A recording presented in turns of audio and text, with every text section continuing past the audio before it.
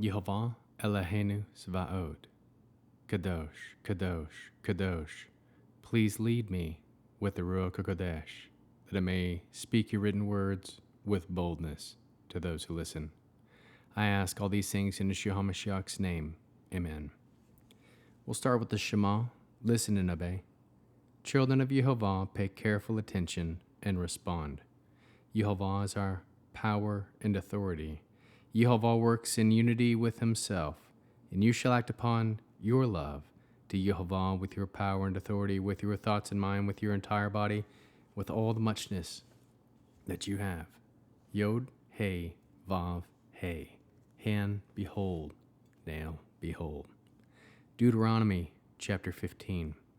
At the end of every 7 years, you are to have a Shemitah.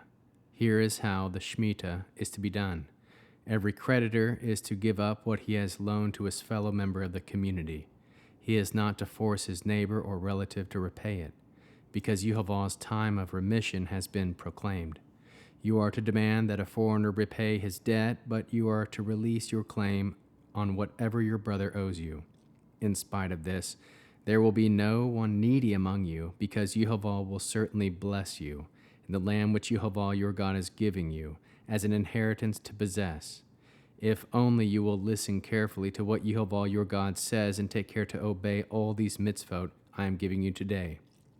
Yes, Yehovah your God will bless you, as he promised you.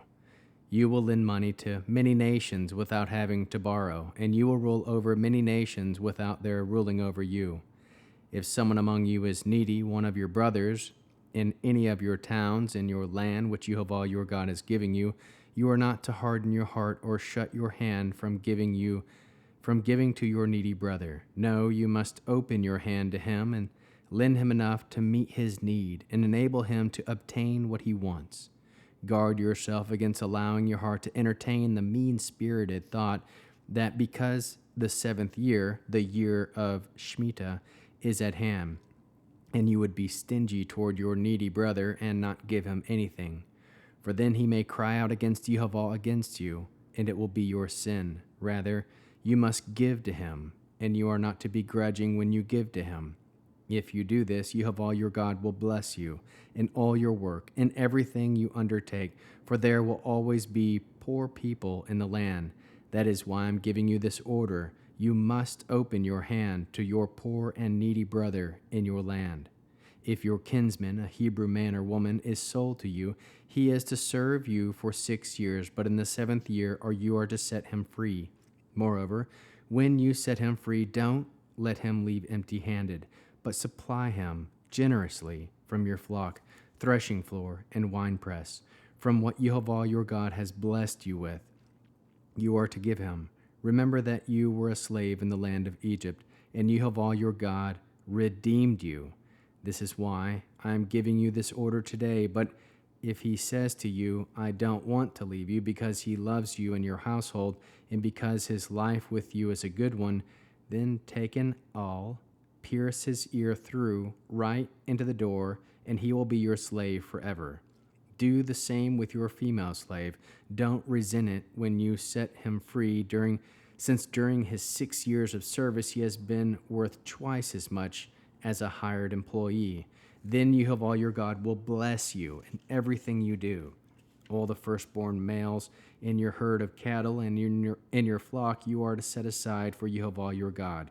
You are not to do any kind of work with a firstborn from your herd or shear firstborn sheep.